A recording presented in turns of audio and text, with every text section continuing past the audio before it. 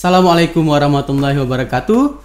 Sobat podcast yang berbahagia, salam kompetensi, membiasakan perubahan dan memperbarui kebiasaan. Pada kali ini kita akan melaksanakan podcast perdana di tahun 2024 yang kebetulan merupakan tahun politik kata sebagian orang, karena sebentar lagi, tidak sampai 25 hari lagi kita akan menghadapi atau melaksanakan suatu perhelatan besar politik di Indonesia, yaitu pemilihan umum, legislatif, dan Presiden Republik Indonesia. Para sobat podcast sekalian, pada hari ini kita akan berbincang dengan seorang yang kiranya memiliki kompetensi yang memadai untuk kita berbagi ya mengenai apa saja yang terkait dengan kondisi sosial politik di Kalimantan Barat menjelang pemilu tahun 2024 ini. Sobat podcast sekalian, bersama kita telah hadir Bapak Manto Saidi, tapi secara resminya ditulis di sini Haji Manto Saidi di dalam biodata beliau. Beliau adalah Kepala Badan Kesatuan Bangsa dan Politik Provinsi Kalimantan Barat, ya, atau Kesbangpol. Ya. Beliau pada saat ini selain menjabat sebagai Kepala Badan Kesbangpol, juga merupakan pengurus dari beberapa organisasi hingga sekarang, yaitu diantaranya ICMI Korwil Kalimantan Barat, kemudian juga adalah pengurus Korpri, Dewan Masjid, DPP MABM, PADMI, sampai kepada pengurus Yarsi Pontianak. Jadi sekiranya kompetensi beliau atau pengalaman beliau di bidang sosial politik di Kalimantan Barat cukup memadai, ya, dapat kita andalkan nih untuk memberikan kepada kita insight baru tentang bagaimana kondisi sosial politik di Kalimantan Barat, terutama menjelang pemilu ini. Assalamualaikum Pak Manto. Waalaikumsalam. Alhamdulillah sehat Pak. Ya, alhamdulillah Pak Manto telah bersama kita, yang pada hari ini akan kita kupas ini mengenai kondisi politik dan sosial terkini di Kalimantan Barat menghadapi pemilu tahun 2024. Para sobat podcast kalian, suasana menjelang pemilu ini sering dikatakan cukup menghangat, ya, mungkin terlalu provokatif kalau saya katakan memanas di sini. Ya, tensi masyarakat juga cukup meningkat ini terkait dengan berbeda pilihan masyarakat, terutama terkait dengan pemilu capres ini. Ya, jadi kalau kita mengamati berita-berita terutama di media massa, media sosial, dan postingan-postingan ini yang ya kita sehari-hari mungkin tidak pernah lepas dari media sosial. Jadi di sini nampak terjadi yang orang sebut sebagai polarisasi nih. Ada anggota keluarga kita, teman kita yang cenderung pilihannya kepada pihak tertentu, ada juga yang berbeda pilihannya. Bahkan kita sering mendengar ada sedikit konflik di kalangan masyarakat terkait dengan perbedaan pilihan ini. Nah, bagaimana dengan kondisi di Kalimantan Barat? Kita akan coba tanya nih dengan Pak Manto nih. Pak Manto, ini kalau kita katakan bahwa seakan-akan pemilu ini yang sering kita dengar di media massa ini berita-berita yang terjadi di Jawa. Itu kan mungkin kaitannya dengan Jawa adalah kunci, katanya demikian. Nah, bagaimana dengan Kalimantan Barat Pak terkait dengan pemilu tahun 2024 ini? Kondisi sosial politik kita bagaimana Pak? Ya, selamat siang, selamat bagi kawan-kawan yang menjadi pemirsa sahabat podcast.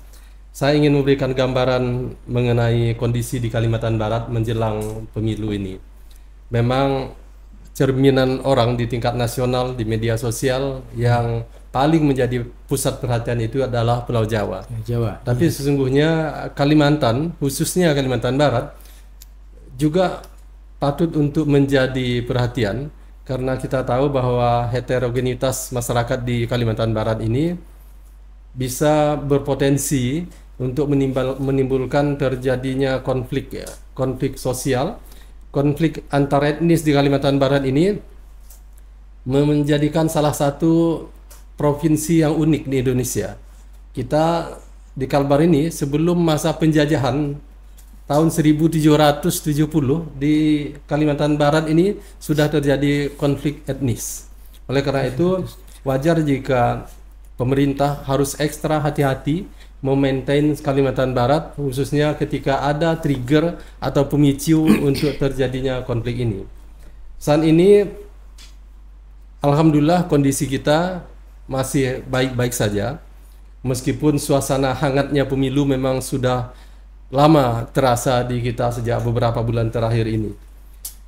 Kita ini sekarang di Kalimantan Barat di pemilu 2024 ini sedang terjadi kompetisi untuk mendapatkan 12 kursi DPR RI yang terdiri dari 2 dapil dan 65 kursi untuk memperebutkan posisi di DPRD Provinsi Kalimantan Barat. Ini terdiri dari 8 dapil.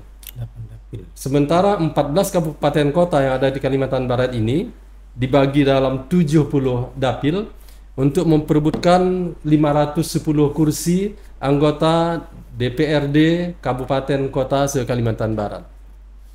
Sesungguhnya suasana hangat yang terjadi saat ini saya ngelihat ada di 2 dimensi utama. Yang pertama, dimensi Pilpres. Dimensi Pilpres ini hangatnya justru di media sosial. Di dunia virtual, masyarakat Kalimantan Barat terikut dengan suasana kompetisi Pilpres. Begitu ada kompetisi gesekan di kalangan pendukung-pendukung calon presiden, Kalimantan Barat juga terikut untuk itu. Karena kita juga memiliki pemilih-pemilih yang rata-rata termasuk kategori pemilih ideologis dan pemilih militan. Nah, pemilih-pemilih ini yang sebetulnya tidak boleh disenggol, pendek sumbunya, jadi dia merespon itu di media sosial tanpa memikirkan dampaknya. Oleh karena itu kita memaintain ini, memonitornya melalui kelompok-kelompok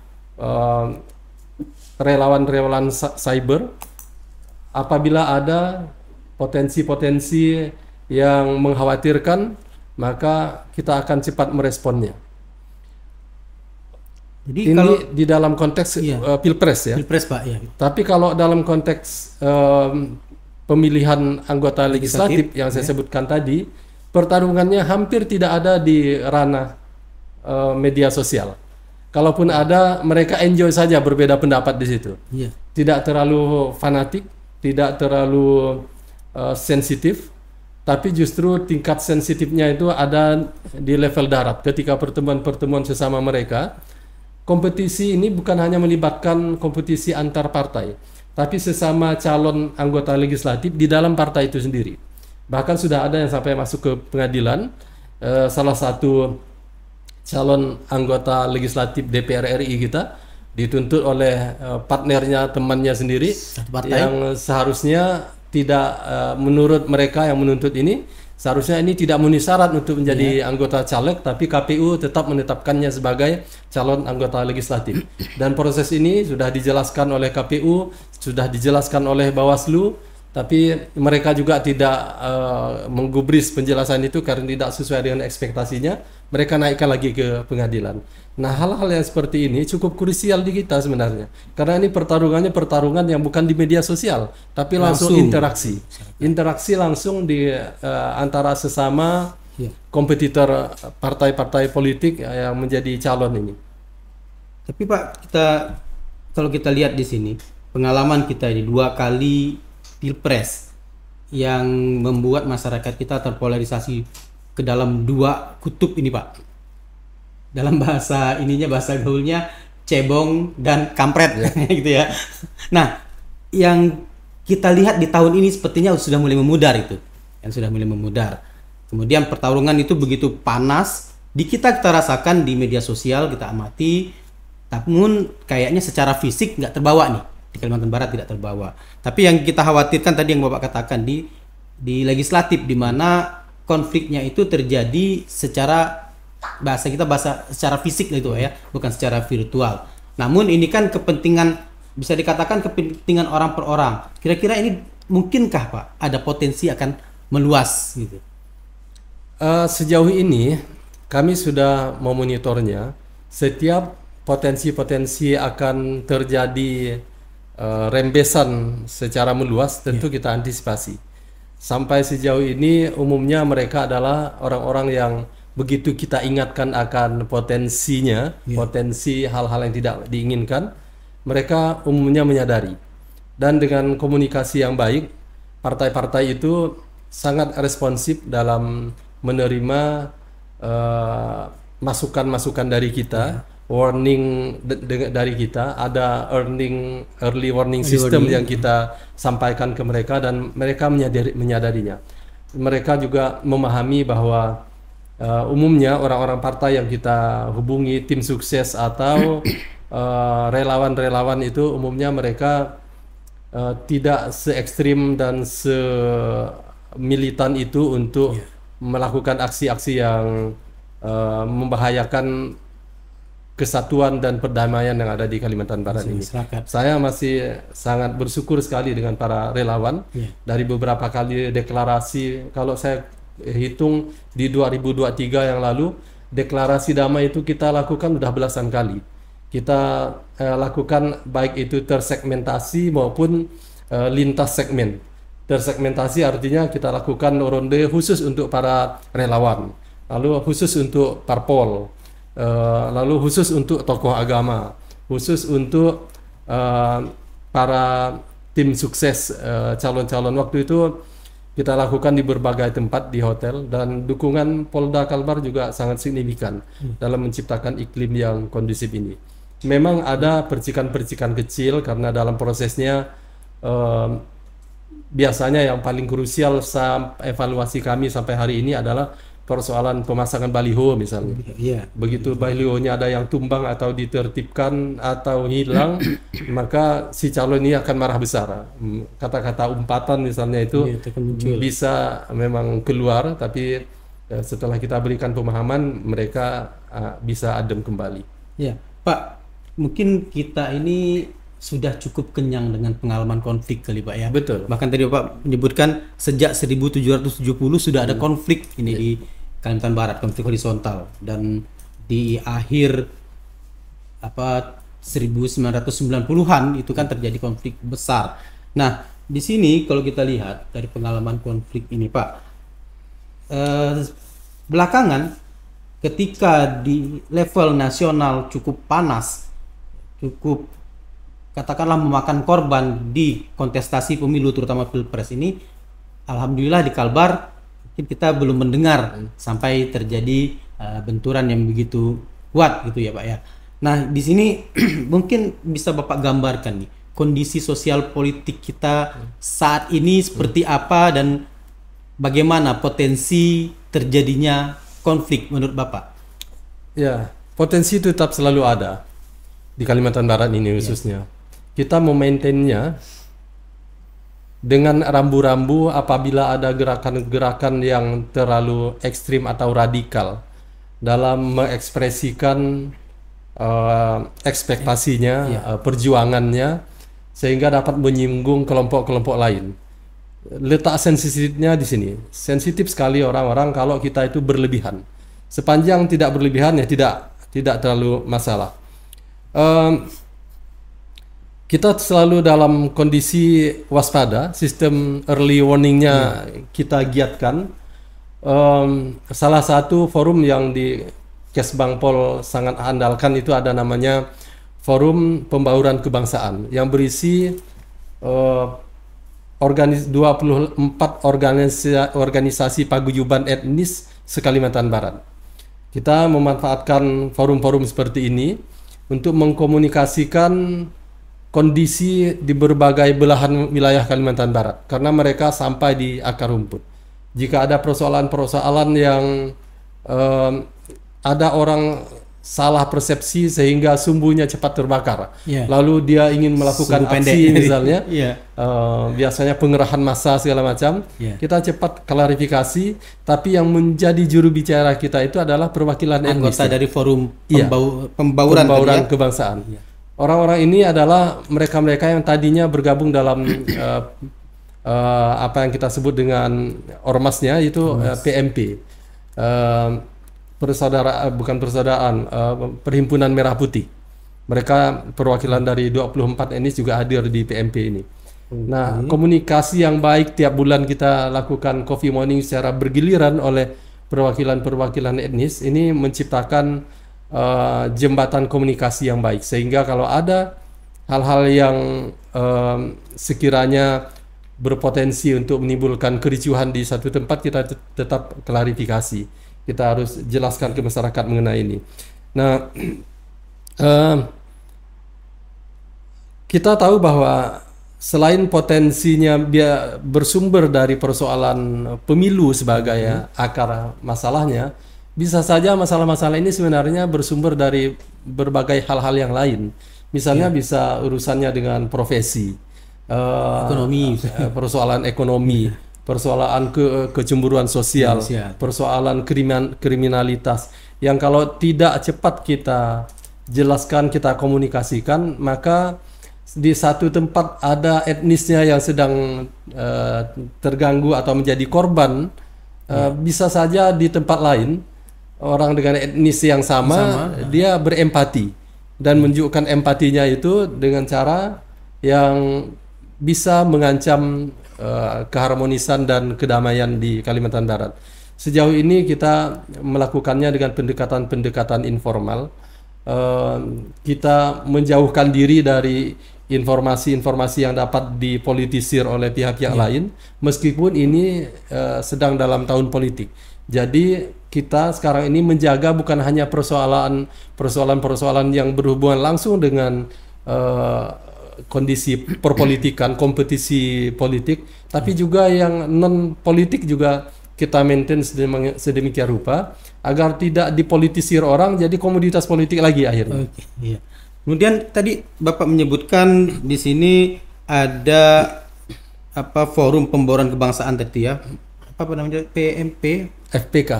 FPK tadi Pak. Kemudian apakah ini dibentuk?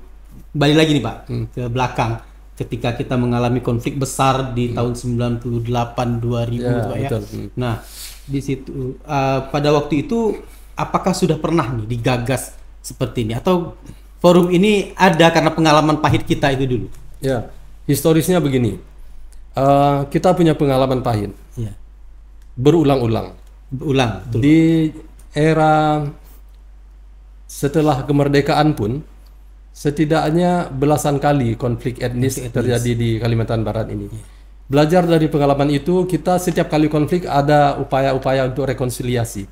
Dalam proses itulah kita belajar memaintenance-nya, mengkomunikasikannya, yang ternyata kita ketemu pada satu preskripsi bahwa perwakilan dari etnis ini memang perlu kita dudukkan satu meja.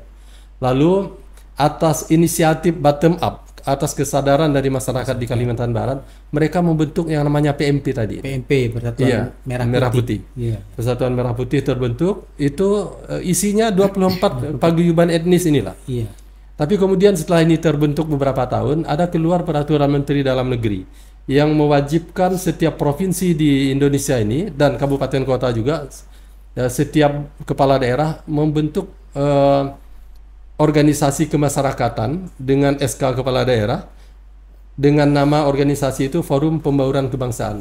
Maka tinggal kita replikasi saja dari orang-orang dari PMP, kita masuk, SK-kan dengan SK Gubernur menjadi personil yang ada di Forum Pembauran Kebangsaan. Iya. Bedanya hanya kalau PMP ini tetap eksis, tidak kita bubarkan karena faktor historis mereka perlu itu. Sementara di FPK keberadaannya orang-orang yang sama di SK-kan oleh gubernur dan setiap tahun mendapat bantuan operasional dari pemerintah provinsi melalui Kesbangpol Provinsi Kalbar. Beroperasinya mereka disokong oleh APBD. Artinya PMP ini merupakan wujud dari inisiatif murni masyarakat ya Pak. Betul. Ya, untuk menjaga stabilitas atau kondusivitas situasi politik keamanan di Kalimantan Barat ini. Pak Manto, tadi juga Bapak ada menyebutkan ini ada relawan cyber kita nih ketika terjadi polarisasi melalui media sosial gitu ya Pak ya. Jadi saya juga pengen tahu nih Pak, mungkin rekan-rekan para sobat podcast juga pengen tahu nih, relawan cyber ini apakah ini buzzer pemerintah daerah ini Pak? Nah, sampai apa yang menjadi tugas atau dari mana nih kita merekrut para relawan cyber ini dan apa saja yang mereka lakukan? Relawan ini sesungguhnya lahir secara bottom up. Mereka lahir atas kesadaran mereka sendiri dan belum ada campur tangan pemerintah awalnya. Baru kemudian ketika dalam beberapa gerakan mereka memerlukan sokongan, dukungan dari stakeholder yang lain, maka masuklah berbagai komponen tadi. Concernnya sebetulnya adalah awalnya mereka terbentuk ini adalah sebagai organisasi grup relawan anti hoax. Anti hoax. Nah, ini menjadi tempat mengklarifikasi semua hoax yang ada yang beredar di Kalimantan Barat ini. Nanti tempat bertanyanya ke mereka, apakah ini berita hoax, benar nggak berita ini, nanti diklarifikasi oleh mereka ini. Sebagian dari mereka itu adalah orang media massa. Media massa. Lalu selain itu kemudian dia berkembang karena ada kepentingan untuk menolak politik kampanye hitam, black campaigns. Maka akhirnya mereka makin meluas. Black campaigns ini tidak bagus untuk kita dan oleh karena itu perlu ada langkah-langkah konkret dari mereka untuk mengantisipasinya supaya black campaign ini tidak terjadi. Lalu terbentuklah grup WhatsApp gerakan anti kampanye hitam ini. Grup WhatsApp gerakan anti kampanye hitam yang berisikan relawan dan juga unsur pemerintah. Baik. Sobat Podcast, sepertinya memang tidak salah kita mengundang Pak Manto ini untuk hadir sebagai narasumber kita karena dari pengalaman kerja beliau juga sudah pernah menempati berbagai jabatan, berbagai unit kerja di Provinsi Kalimantan Barat, bahkan di kabupaten ya Pak ya. Pernah dari Ketapang, kemudian beliau juga pernah di Bakomapin, Provinsi Kalimantan Barat, juga pernah di Aruk, Kepala PLBN Aruk. Terakhir sebelum menjadi Kepala Badan Kesbangpol, beliau adalah Kepala Dinas Tenaga Kerja dan Transmigrasi. Jadi saya kira isu-isu sosial yang ada di Kalimantan Barat kiranya sudah sudah ditangkap oleh beliau ya, sudah menjadi pengetahuan bagi Pak Manto ini. Pak Manto, kita lanjutkan nih Pak. Kalau kita lihat di sini dinamika politik Kalimantan Barat yang sepertinya cukup adem di di lingkungan kita lihat, namun di media sosial sepertinya tak juga sepanas tingkat nasional, level nasional, walaupun kita bisa tangkap nih Pak. Bahkan saya pernah lihat ada yang cerita ibu dan anak tidak teguran gara-gara beda pilihan presiden gitu kan ya. Nah, sebenarnya di kondisi ini Pak, apa saja yang harus kita antisipasi, apa yang harus kita waspadai Pak? Jangan sampai nanti terjadi percikan di Kalimantan Barat ini terkait dengan pemilu ini. Ya, pertanyaan seperti itu sering mengemuka ke kami. Karena sesungguhnya ini soal psikologi sosial. Psikologi sosial itu kalau ada masalah, ada isu yang terjadi tapi kita tidak cepat meresponnya, maka dia akan membesar. Memang bisa jadi mulanya dari pemicunya itu hal-hal dari kelompok kecil, bahkan bisa jadi itu terjadi hanya 2 orang saja yang jadi faktor pemicunya. Tapi kalau tidak cepat kita tangani, maka itu bisa menjadi membesar. Seperti yang tadi Pak bilang, satu partai berkonflik, 2 orang ya, 2 person dalam satu partai itu yang awalnya nampak hanya kepentingan personal saja mungkin itu juga berpotensi untuk membesar. Saya ada punya contoh kasus teman saya di perguruan tinggi. Beliau adalah orang yang terpelajar, tapi di rumahnya sendiri, di tempat tinggalnya terjadi perbedaan pilihan urusan pilpres. Nah, ini membawa isu yang sensitif di diskusi di rumahnya itu. Kalau kedengaran oleh mertuanya punya pilihan yang beda, lalu orang tuanya juga punya pilihan yang berbeda, dia terjepit di tengah-tengahnya. Diam itu salah, berkomentar juga salah. Nah, ini bisa melebar kemana-mana. Jadi hal-hal yang seperti ini, meskipun kita sudah memposisikan diri kita sebagai orang yang toleran terhadap perbedaan, tapi tidak bisa dihindari bahwa potensi-potensi konflik seperti ini tetap saja ada. Nah, potensi ini biasanya dijadikan komoditas oleh pihak-pihak yang berkepentingan tadi. Lalu dikait-kaitkan misalnya dengan isu SARA. Ini yang paling sering terjadi. Lalu pemerintah sendiri saat ini menggaungkan kampanye anti politik SARA, anti politik identitas. Nah, sementara kita ini multi identitas kan? Sejak lahir pun kita sudah menyandang minimal 3 identitas. Begitu merojol kita dari rahim ibu kita, otomatis pertama kita punya identitas berdasarkan jenis kelamin, laki-laki dan perempuan. Lalu identitas yang kedua kita ikutkan etnis orang tua kita. Etnis orang tua kita, kalau dia campuran, etnis kita tinggal milih mau etnis yang mana ngakuknya. Lalu identitas yang ketiga, identitas agama. Karena kita mengikuti agama orang tua kita, setidaknya sampai usia tertentu baru kita matang menentukan sampai ke level kesadaran apakah kita ingin pindah agama atau tidak. Tapi 3 identitas itu pasti. Nanti kita sekolah lagi dapat identitas baru lagi. Alumni sekolah ini, alumni ini dapat profesi, nanti ada asosiasi profesinya. Nah, tidak bisa dihindarkan secara alamiah ini. Kalau ketika ada kampanye calon legislatif umpamanya, si calon ini adalah dari etnis sebutlah etnis Melayu misalnya, maka target grup dia ketika dia melakukan proses kampanye tentulah diutamakan dari etnis Melayu. Dan ini berarti kan politik identitas juga. Nah, atau ada politik identitas yang dihalalkan pemerintah. Bahkan diwajibkan komposisi perempuan minimal 30% dari calon yang diajukan. Itu politik identitas juga. Identitas laki-laki dan perempuan. Malah itu diwajibkan oleh negara.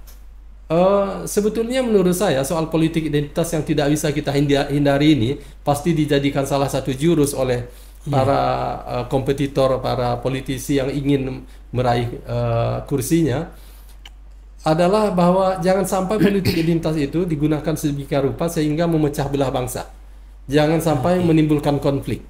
Ini yang tidak boleh. Maka sebenarnya kalimat lengkapnya adalah kita itu mengharamkan politik identitas yang merusak.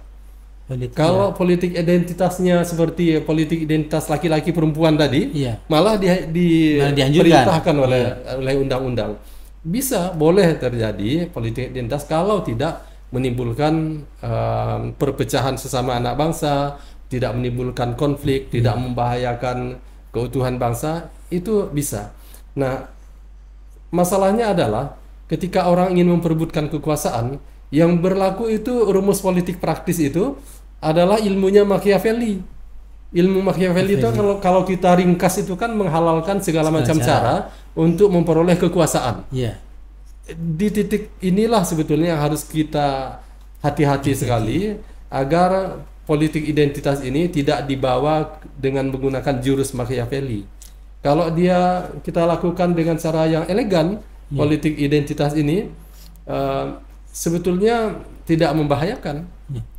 Jadi saya pernah sekali Pak ikut webinar itu yang salah satu narasumbernya mengatakan bahwa ketika bangsa Indonesia memutuskan jalan untuk merdeka melalui jalur politik, maka disitulah awalnya ada politik identitas kan, identitas sebagai bangsa. Jadi kalau disimpulkan tadi sebenarnya yang tepat adalah bukan hanya sekedar politik identitas, tapi politik identitas yang memecah belah gitu Pak ya. Itu yang diharamkan. Itu yang diharamkan. Kemudian Pak, kalau kita lihat juga di sini kan entah siapa yang memanfaatkan media sosial kita lihat berseliweran nih Pak. Udah pasti kita bisa tentukan nih ini dari pihak mana. Dan jarang sih sebenarnya yang membawa suara partai. Ini capres ini.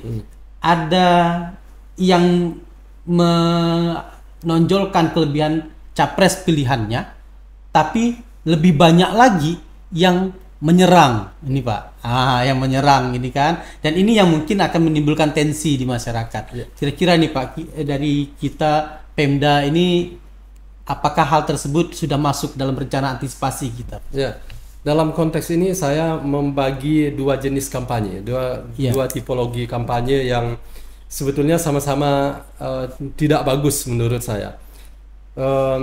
Saya membagi tipologi ini sebetulnya based on kepercayaan saya, based on agama saya yang membagi dua jenis penyebaran informasi, yaitu pertama ada yang kita sebut dengan fitnah, yang kedua ada yang kita sebut dengan ghibah.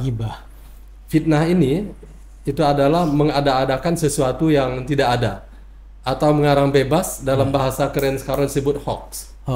Dan hoax ini lahir menjadi politik, menjadi kampanye hitam atau black campaigns.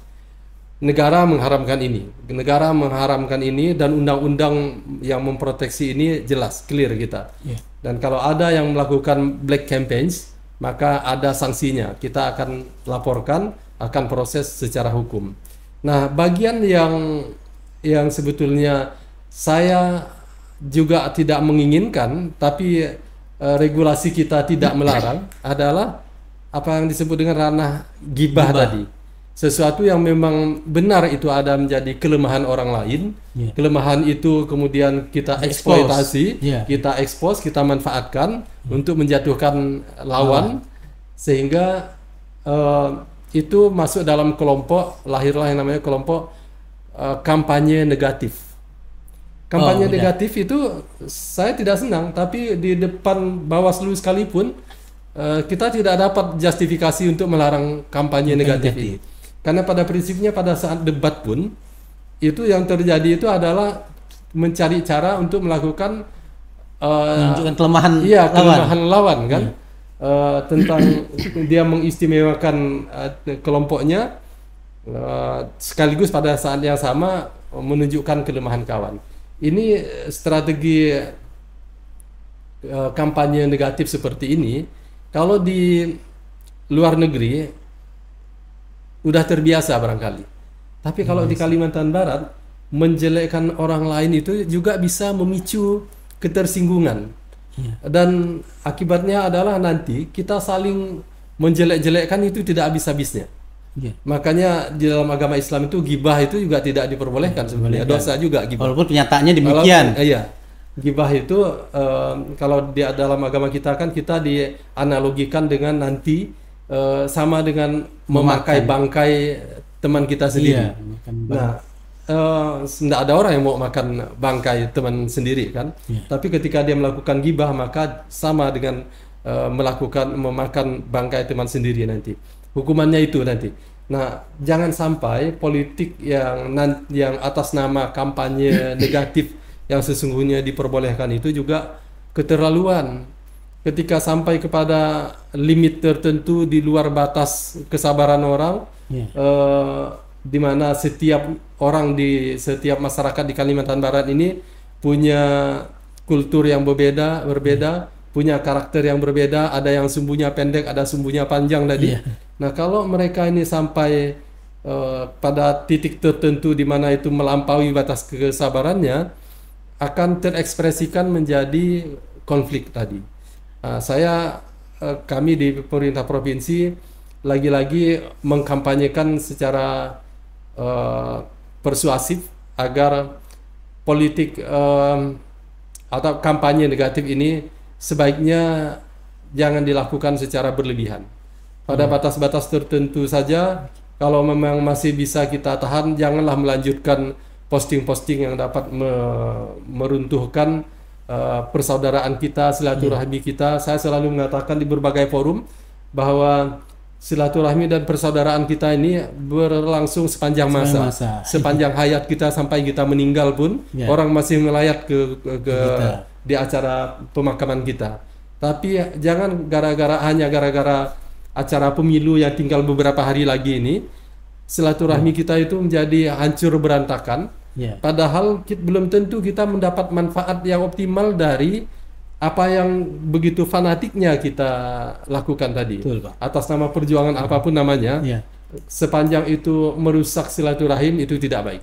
Ya, jadi di mana kita pernah lihat politik 5 tahun persaudaraan sepanjang masa. Nah, gitu kan, ya. iya. Ya, kadang-kadang apa ya?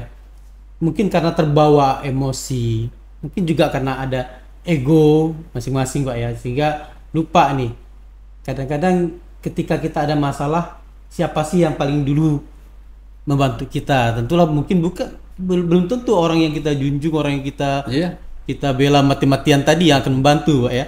Oke, Pak Manto, tadi kita bicara soal politik identitas. Lalu apalagi nih Pak kira-kira yang kalau di Kalbar sendiri lah kira-kira yang paling mengemuka ini permasalahan seputar pemilu yang perlu dicermati ini, Pak. Mungkin saya harus mulai dari kapasitas diri saya dulu. Soal posisi saya sebagai ASN. Ya. Di berbagai tempat kita melihat fenomena ketidaknetralan ASN. aparat penyelenggara negara maupun ASN. Dan ini sudah di Kalbar sudah ada yang diproses oleh Bawaslu, ada Oh, sudah ada, Pak, pengaduan, ya. Bukan ASN provinsi tentunya. Ya. ASN provinsi karena kita dari bulan Agustus kemarin sudah menandatangani fakta integritas untuk netral, Ya. dan kemudian kita tindak lanjuti dengan deklarasi lagi kan, maka alhamdulillah sampai sejauh ini ASN provinsi Kalimantan Barat kami monitor masih bisa berpegang teguh pada asas netralitasnya. Kalaupun ada mereka hadir di berbagai grup sebagai komentator misalnya, dia tidak memperlihatkan bahwa dia pro ke salah satu pihak. Paling dia menghidupkan suasana sedemikian rupa di dalam grup itu supaya tidak menjadi tegang, tidak menjadi konflik. Iya. Saya ngelihat beberapa posting teman itu mengademkan bahkan. Iya. Meskipun dengan bahasa gurau misalnya. Sepanjang misinya itu bisa mengademkan, itu baik menurut saya. Saat ini yang bekerja keras untuk mendeteksi apakah ASN di kita ini netral atau tidak itu adalah BIN. Itu diamanahkan ke BIN untuk mendeteksi itu melalui berbagai media. Juga APK juga dimonitor apakah ada yang mengindikasikan ASN atau penyelenggara negara yang tidak netral. Itu jadi pertama menjadi perhatian saya. Isu yang juga tidak kalah pentingnya perlu saya sampaikan di sini adalah bahwa dalam waktu dekat, dalam beberapa hari lagi kita akan masuk pada tahap kampanye terbuka yang melibatkan massa yang lebih besar. Nah, kampanye terbuka ini sudah disusun oleh KPU jadwalnya, termasuk jadwal untuk di Kalimantan Barat. Yeah. Nah, saya mengingatkan kepada semua partai politik yang hadir di sana, termasuk calon anggota DPD RI, mereka kan ikut juga. Lalu kontestan atau tim sukses dari Pilpres, 3 pasangan Pilpres, ini saya ingatkan agar mereka menjaga diri untuk tidak gampang terprovokasi, terutama pada saat terjadi mobilitas para pendukung ini pada titik yang sama dan jam yang sama. Misalnya saya ambil contoh, di hari yang sama ada kampanye terbuka di Kota Pontianak. Lalu ada juga di Kuburaya, tepatnya di daerah Sungai Raya umpamanya. Itu kan berbatasan, berdekatan. Atau di konvoy. Nah, itu Pak. Ada mobilitas mobilitas para pendukung ini, kemudian dia berpapasan, lalu saling memanas-manaskan. Nah, ini menjadi salah satu faktor pemicu yang 5 tahun yang lalu, bahkan tahun-tahun sebelumnya juga ini menjadi salah satu pemicu terjadinya konflik horizontal, gesekan-gesekan. Hanya persoalan saling ejek. Ini menjadi masalah yang membesar. Saya meminta kepada KPU, aparat keamanan untuk memaintain ini supaya pergerakan-pergerakan massa yang berpotensi untuk menimbulkan konflik seperti ini kita mesti hindarkan. Titik-titiknya itu harus kita atur sedemikian rupa dengan hati-hati dengan mempertimbangkan tadi itu bahwa ada pendukung yang melakukan mobilitas baik pada saat akan menuju ke tempat lokasi kampanye terbuka maupun ketika pulangnya. Yang paling krusial itu ketika pulangnya. Terlepas dari persoalan itu semua, saat ini yang paling mengkhawatirkan kami, kalau boleh saya sebut di urutan pertama sebenarnya itu adalah soal apa yang disebut dengan istilah golput. Golput itu selama ini kita ketahui kan golongan atau kelompok yang tidak memberikan suaranya, hak pilihnya. Hak pilih. Itu sangat kita wanti-wanti karena tingkat partisipasi politik kita di Kalimantan Barat ini relatif belum terlalu memuaskan, masih di angka 70-an%. 70%? Iya. Itu 60-70% perkiraan kita di tahun 2024 nanti di pemilihan ini. Tentu banyak faktor. Kita tetap mendorong supaya golput ini berkurang. Tapi soal golput yang seperti ini tidak memilih, ini persoalan tersendiri, persoalan yang kalau sosialisasinya baik melalui berbagai media sekarang ini banyak orang punya gadget, bisa kita tumbuhkan dengan itu. Yang paling mengkhawatirkan sebenarnya golput yang golongan kedua, yaitu golongan penunggu uang tunai. Nah, golongan penunggu uang tunai ini rentetannya banyak, dampaknya itu banyak. Dampaknya yang pertama adalah bahwa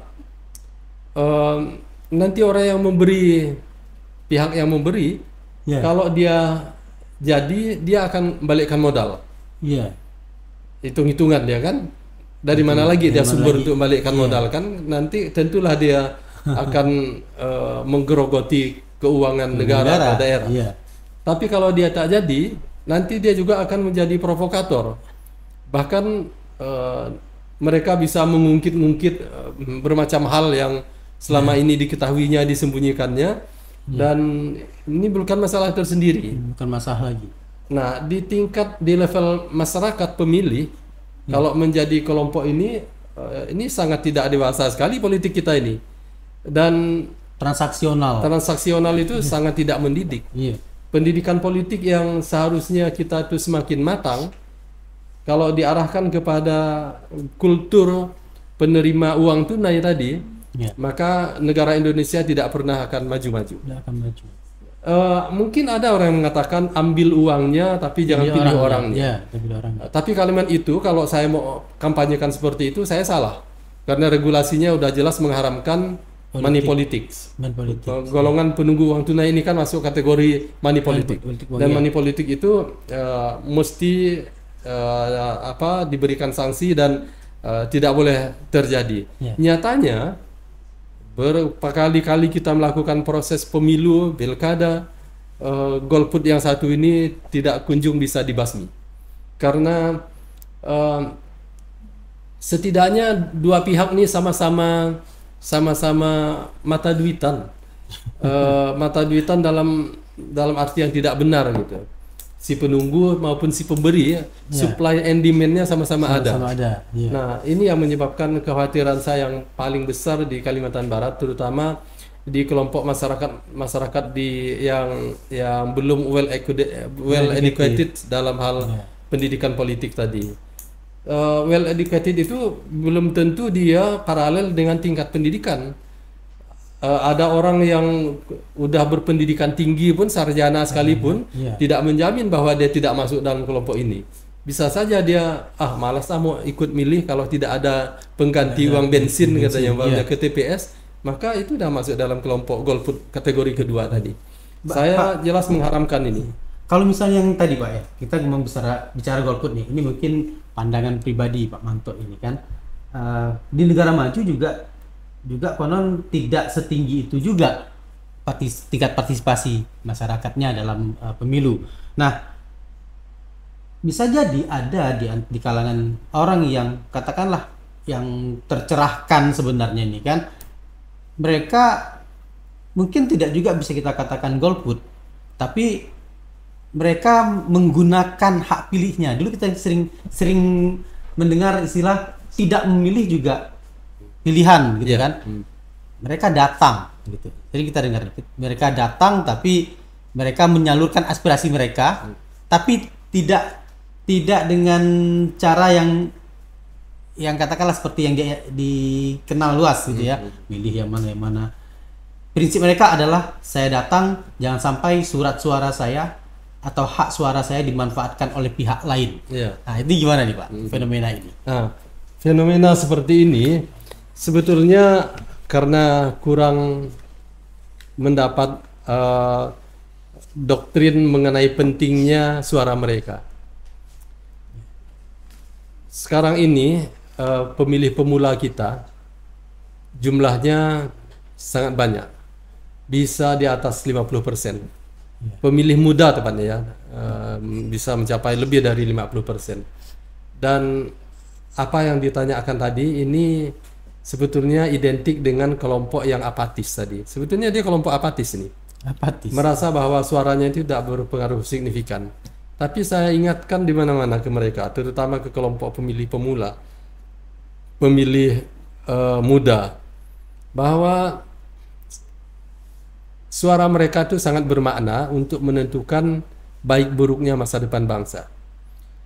Saya mengambil analogi itu tadinya sih analoginya sebuah bis, tapi karena baru-baru ini Pak Yusuf Kalla ngambil analogi bis untuk pilpres, jadi saya terpaksa harus ngambil analogi yang berbeda nih kali ini nih. Saya ambil analoginya dengan kendaraannya lebih kecil. Ya, di Kalbar ini banyak kendaraan sungai. Saya ambil umpamanya kendaraannya speedboat. Jadi analoginya ke speedboat. Kita menjadi penumpang di sebuah speedboat. Taruhlah jurusannya dari Teluk Batang menuju ke Rasau Jaya umpamanya. Ketika kita memutuskan untuk mempercayakan kepada seorang driver atau navigator, kita nyebutnya supir kalau di kendaraan darat, untuk mengendarai atau mengendalikan speedboat itu, maka kita harus benar-benar memilih driver yang handal, kompeten di bidangnya. Kalau kita tidak memilih, tidak ada ngaruh saya mau pilih atau enggak, terserahlah gitu. Lalu satu saat yang mengendalikannya adalah monyet. Nah, jangankan kendaraan itu mau maju, bisa jadi dia mutar-mutar dan tenggelam atau menabrak. Maka akan membahayakan speedboat dan penumpangnya. Negara Indonesia ini saya ibaratkan sebagai, kalau negara itu sebagai wadah berupa speedboat tadi. Yang jika wadah itu tidak kita berikan kepada orang-orang yang kompeten untuk mengendalikannya, maka negara Indonesia itu seperti speedboat tadi, kita bisa tenggelam, kita bisa tabrakan, atau kita bisa mutar-mutar di situ-situ saja. Kesempatan untuk memperbaikinya itu ada pada saat pemilu ini. Maka saya akan mulai kalau anak di kalangan anak muda, mau enggak kalian, saya bilang kalau sekian tahun ke depan di masa Indonesia emas, ternyata tidak ada satupun lagi kalian yang dapat lowongan kerja di Indonesia. Satu-satunya lowongan kerja kalian adalah jadi buruh kasar, meskipun Anda itu sarjana atau sarjananya sampai ke level master. Semua peluang-peluang itu sudah ditangkap oleh orang asing misalnya, karena kompetisi global menginginkan itu. Itu semua tidak ada yang menginginkan. Nah, oleh karena itu saya bilang dari sekarang starting point-nya kita untuk melakukan hal-hal yang baik untuk bangsa dan negara kita. Dibandingkan dengan para pahlawan pejuang kemerdekaan yang dulu mereka ngangkat senjata, walaupun hanya bambu runcing yang adanya, kontribusi mereka itu sangat signifikan. Kenapa sih kita yang tidak perlu bawa bambu runcing, tidak perlu mempertaruhkan nyawa, mempertaruhkan nyawa, tidak mampu untuk mengisi pembangunan ini dengan cara yang benar? Ya, cukup dengan 5 tahun sekali datang ke TPS untuk memilih orang-orang kepercayaan kita untuk membawa negara ini ke arah yang benar. Itu sudah merupakan bagian dari sumbangsih kita untuk anak cucu kita nanti. Oke, Pak, terakhir nih Pak, terkait masih kita balik lagi nih ke netralitas ASN nih Pak ya. Ya. Kita kan bicara sebagai ASN di mana fungsi kita yang pertama itu pelaksana kebijakan publik, di mana kebijakan publik tidak bisa dilepaskan dari proses politik nih, Pak. Betul. Nah, jadi ini netralitas ASN ini sepertinya gampang, tapi di lapangan ini bagaimana nih kita menjaga tetap netral padahal kita juga berjalan atau melaksanakan tugas kita sebagai hasil dari proses politik ini Pak. Kuncinya adalah pimpinan. Pimpinan mulai dari puncak. Dalam konteks kita sebagai ASN pemerintah provinsi, dalam konteks pembicaraan kita ini lingkupnya adalah Provinsi Kalimantan Barat, maka gubernur menjadi pemegang kuncinya. Kalau gubernur benar-benar netral dan tidak ada pesan ke kita ini untuk mendukung ini segala macam, aman kita. Aman kita. Dari Pak Sutarmiji gubernurnya, sekarang Pak Harrison, alhamdulillah beliau sama sekali tidak ada mengarahkan kita untuk pro ke salah satu calon, tidak dukung-mendukung, dan beliau sangat profesional. Saya pikir jika ini kita konsisten dengan sikap seperti itu dan diturunkan sampai ke level terbawah, maka tidak ada kata lain selain kita harus kompak, kita harus konsisten, istiqomah dalam melaksanakan ini. Oke Pak Manto, luar biasa ya, banyak sekali hal-hal yang kita dapatkan ini dari perbincangan kita. Juga mungkin bagi Pak sahabat podcast pada saat ini ya, banyak hal baru yang kita dapatkan tadi, terutama tadi ya ketika Pak Manto bicara dua tipologi kampanye ternyata relevan sekali dengan kehidupan kita. Ada yang fitnah, ada yang gibah, dua-duanya negatif. Satu mengandung kebohongan, yang satu menyoroti kelemahan pihak lawan. Itu satu dari berbagai macam hal baru yang kita dapatkan hari ini. Pak Manto, sebagai closing statement, mungkin ada yang ingin disampaikan kepada para sahabat podcast sekalian. Ya, saya hanya ingin men-stressing soal jangan sampai kita menjadi golput. Golput dua jurusan tadi. Golput yang tidak memilih atau golput penunggu uang tunai. Jangan sampai terjadi itu. Dan agar kita tetap utuh dalam keharmonisan di Kalimantan Barat ini, saya mengajak semua pemirsa agar dalam pemilu ini nanti, mari kita laksanakan pemilu ini dengan penuh cinta kasih. Karena pemilunya sendiri dilaksanakan pada hari Valentine. Saya memberinya judul Pemilu Valentine supaya mudah diingat, terutama di kalangan anak-anak muda. Pemilu Valentine ini kita jadikan pemilu ini seperti ajang Valentine saja. Kita penuh dengan sukacita.